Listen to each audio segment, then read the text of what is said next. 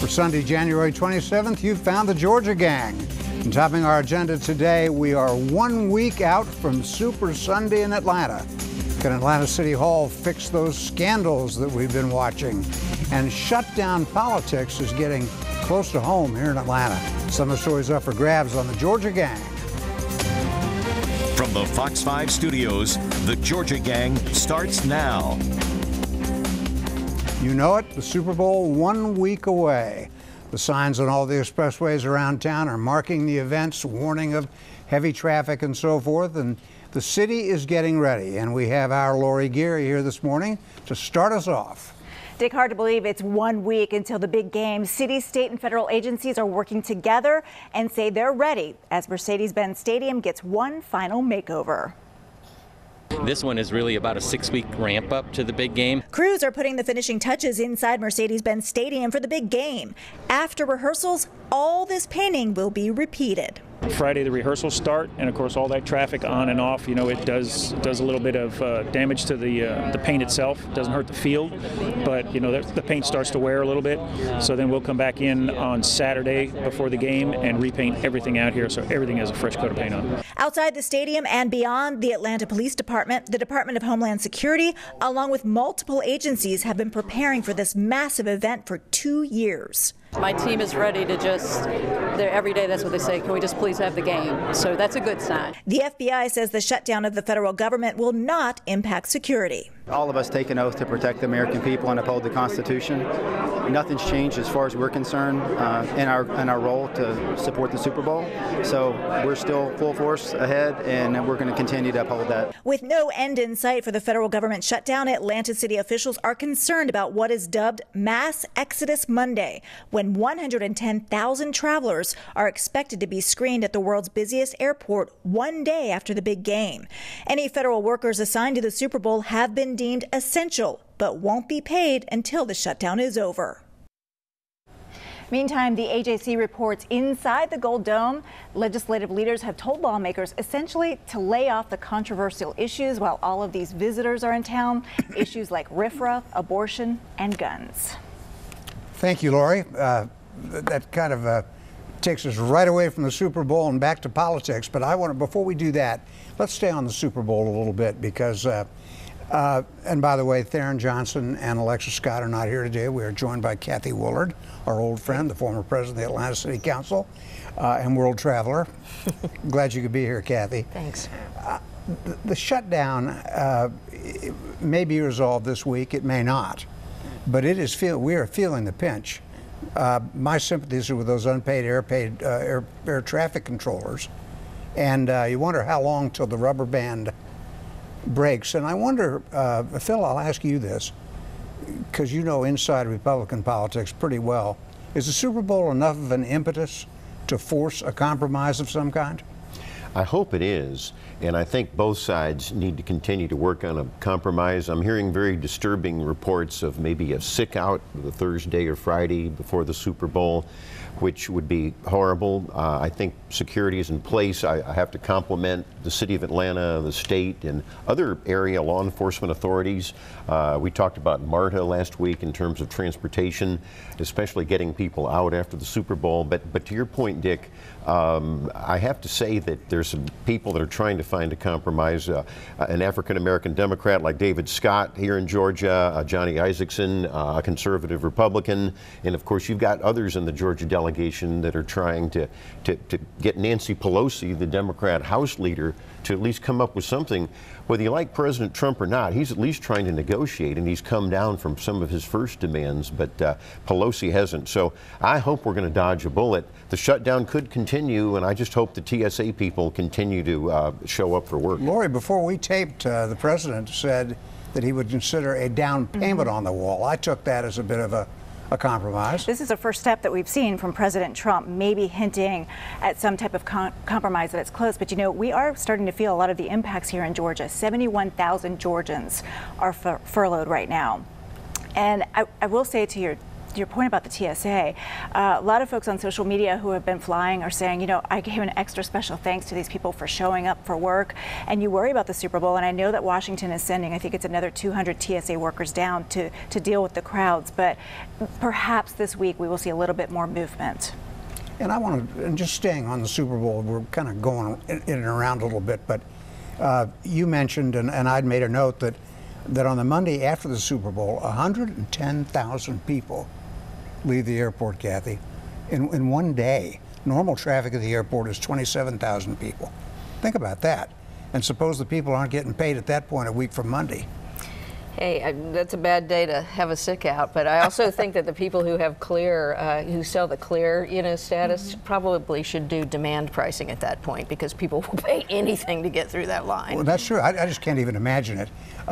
So let's go back to the way Lori ended her piece, which is this admonition from the Republican leadership to avoid social issues while the Super Bowl's in town. I presume that means after 110,000 people leave, that all the, quote, crazy white ring Republicans, that would be me, file their bills on religious freedom and all that sort of thing. Is that the implication here, Phil? Is that what they're going to do? I think both sides kind of have a gentleman's agreement that let's calm things down. We can always, get out the boxing gloves after the Super Bowl. So you have to kind of smile at that. And maybe they can work on some bipartisan things and budget things. So it's going to be okay. Well, my friend Kathy and I have long been on the other side of social issues from each other, and we do it pleasantly, don't we? We do. Okay. So to this point. So here's a point. South Carolina has asked for a waiver to allow Christian foster care providers to opt out of people they don't like, be they homosexual, be they whatever, maybe not Christian even. Not Christian even. Yeah. So that's specifically their waiver. And you think that's coming to Georgia?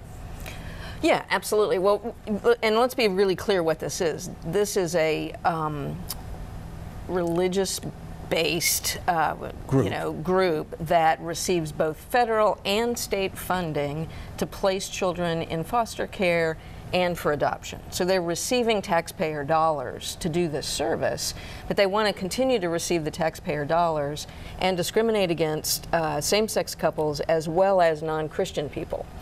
Or both categories of people who are taxpayers paying to be discriminated against. And they also say they will refer them to other agencies. Well, they could stop taking taxpayer dollars and continue to discriminate. But isn't the idea to get as many kids as you can placed in proper foster care? Well, sure it is. So don't you want a lot of agencies working on that? But you don't want agencies categorically denying people options that come to them. But if they refer them to other options, isn't that okay? Not with taxpayer dollars.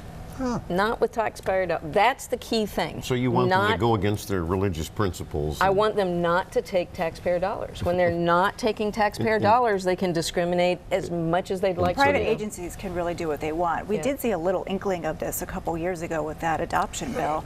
So it'll be interesting, I think, also to see where the Governor Brian Kemp falls on this issue, because this could be one of the more controversial ones coming up.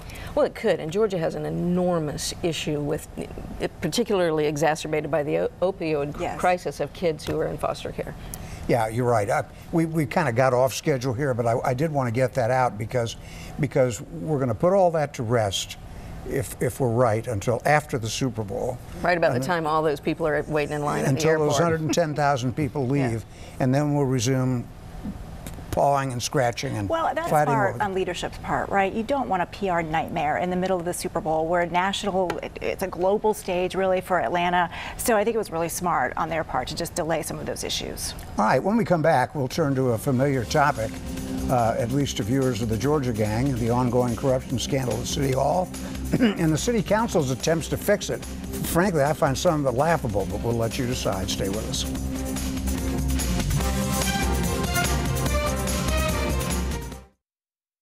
Have a question or comment for the Georgia Gang? Email them at georgiagang@foxtv.com. It's particularly fitting to have Cathy Ward on the panel this morning, since she was a longtime president of the Atlanta City Council. And the council now seems to be, in the Atlanta Council, in a good faith effort to fix after the cows have left the barn, but to fix the corruption scandal at City Hall. One of the things they're talking about is forming a special unit that would require the hiring of 6 people, some expensive people, investigators, that sort of thing. And I would ask a simple question, and I'll start with you, Cathy. Why can't the city auditor's roles just be strengthened? Why must we set up a separate police force for corruption? I think you can. I mean, the auditor's department came online when I was at City Hall. They did a great job. They didn't have a ton of staff, so they had to kind of sequence things that they looked into. But when they did a very thorough job, and I think it was a trusted source for the council. I think having some more staff would probably be helpful. I don't think you need a separate unit, and I always get a little concerned when you are having other groups appointing people to make those judgments. Doesn't make them more effective. Our City Ethics Commission has not been, particularly strong. And to your point, in some cases, in DeKalb, for example, where outside groups have appointed people to ethics boards and so forth, right. The courts look askance at that. They don't like that because they're not accountable to anyone. Right. So, well, I like this initiative because it shows that the Atlanta City Council is really digging in deep here, and it's Council President Felicia Moore who has proposed this. It's $1.4 million with a staff of 6. They will have subpoena power, and it's really also an answering, to that Kwanzaa Hall investigation where that outside law firm came in for $900 an hour and got no results. So even if it's not 1.4 million, but maybe you could have 3 and you could have subpoena power, I think it would make a difference because this is also coming from City Council. Then the other thing, Phil, was that they put together a list of things you can't charge on your city P card. And it's amazing that it has to be put in writing. Lori just did a quick little list during the commercial break. But Phil, you can't, if you're a city councilman or a city official, you can't charge your dry cleaning.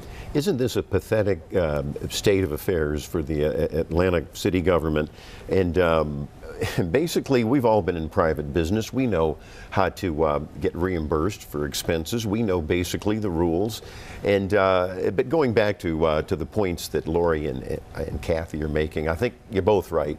I do worry about outside people appointing a board from other agencies, but I am glad they're trying to do something. It's about time City Council, which didn't really do much over the last 8 years under Kasim Reed, a few council people did, but we're trying to finally get control of, I might remind readers, an ongoing corruption investigation.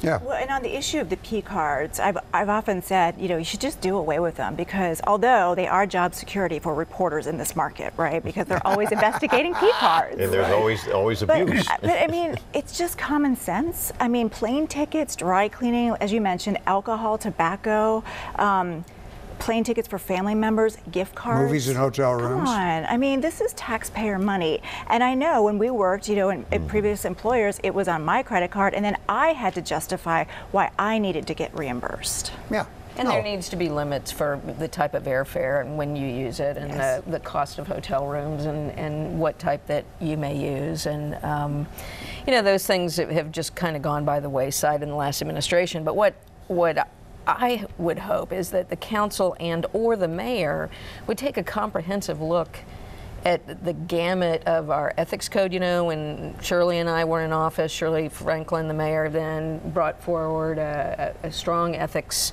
code. It's now, 20 years or so later, it's probably time to take another look at it, not because there was anything intentionally omitted, but we know more now.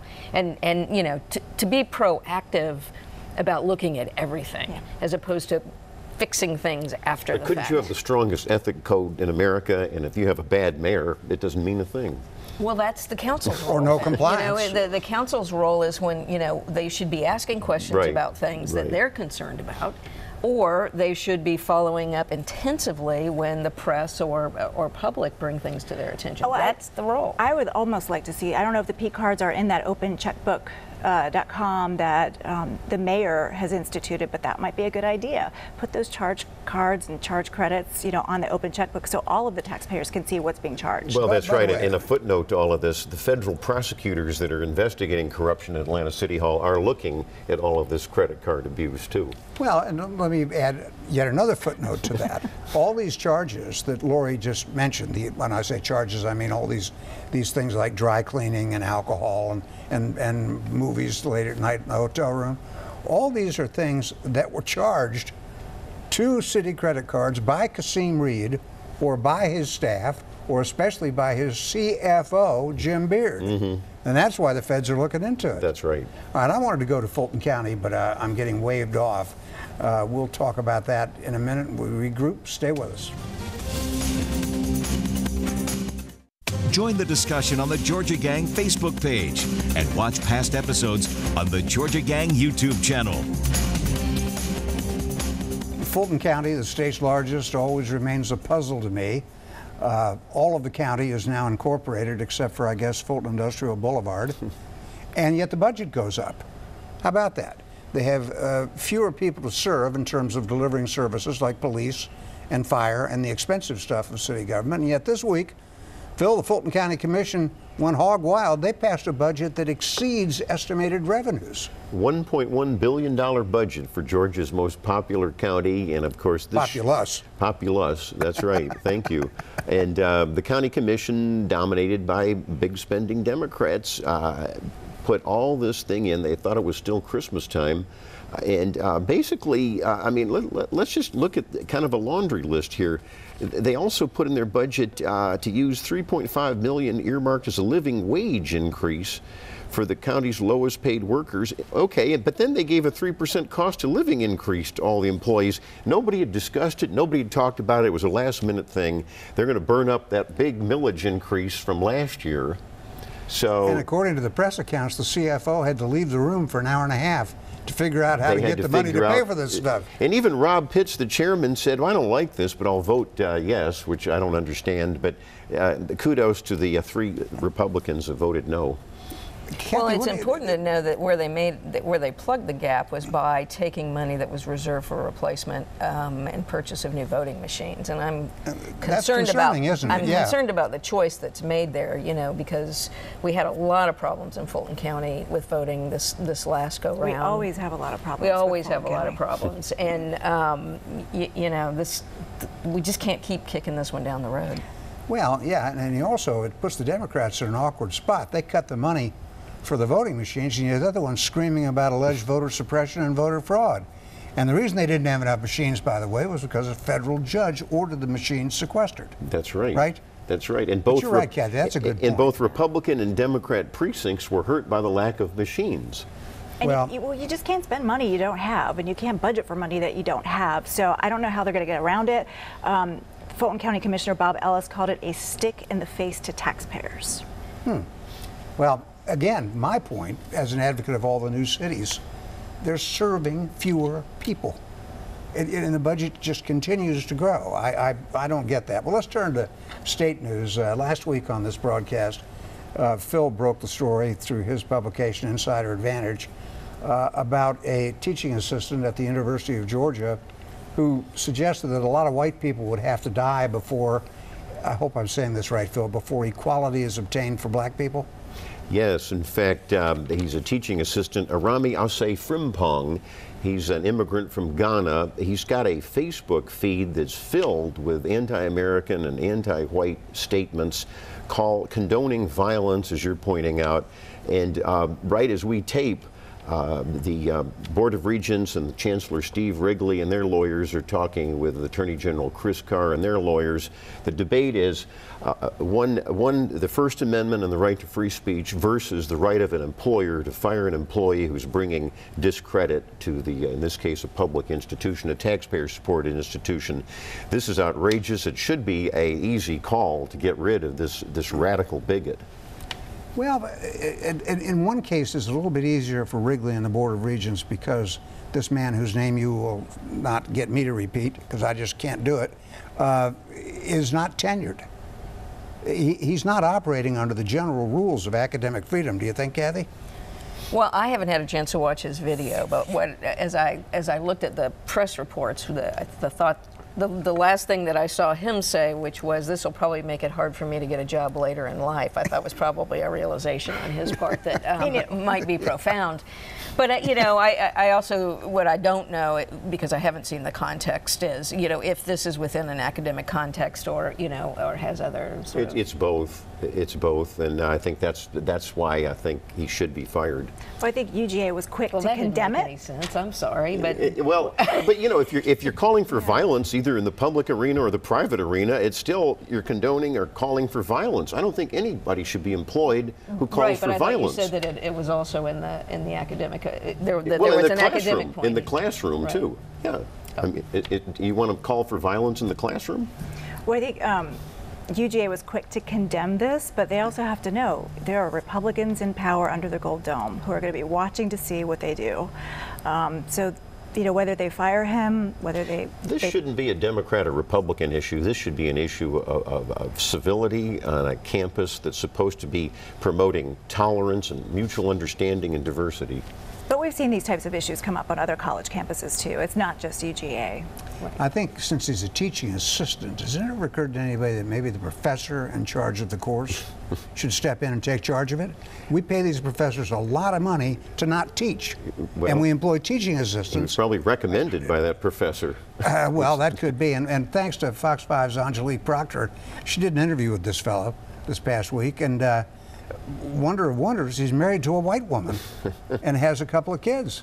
Who can figure that one out? Well, I mean, again, I think we ought to be taking, this in a little more context. I think that, why he said what he said and the context academically in which he said it will come forward if there is such a thing. But ultimately, I think it's the right of an employer to fire an employee. Exactly, and I think ultimately, we all sometimes when we're activists have to choose at moments, when we advocate and when we're and don't advocate killing people. Would you advise that? No, I would not advise that.